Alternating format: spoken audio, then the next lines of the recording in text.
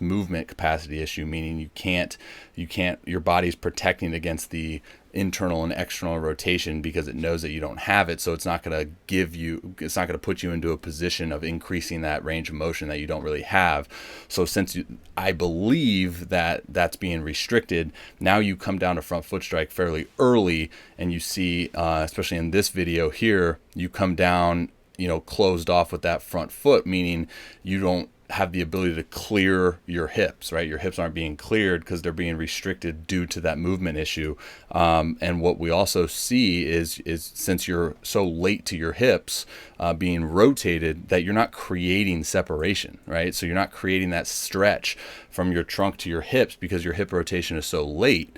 So now you kind of push this ball into release. You see that you don't maximize hip extension. That trail leg shoots into flexion. It's going forward. We want that to go into extension, and you're pretty much early launch, which means your chest is behind that lead knee.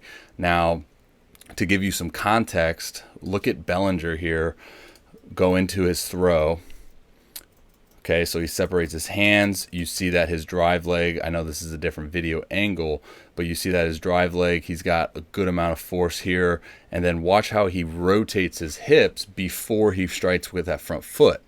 So this hip goes into rotation as his scap goes into retraction, and then he opens up this front foot and he goes into landing here, which you can see just by this angle that his hand just came up, so his trunk is still neutral. His back hip is into almost full rotation because we see this back foot, see the angle of that back foot. Now, if we were to look at your angle of that back foot upon landing, you're here. So that's a good indication of where your rear hip is in through space. So he's creating all of this stretch, all this separation.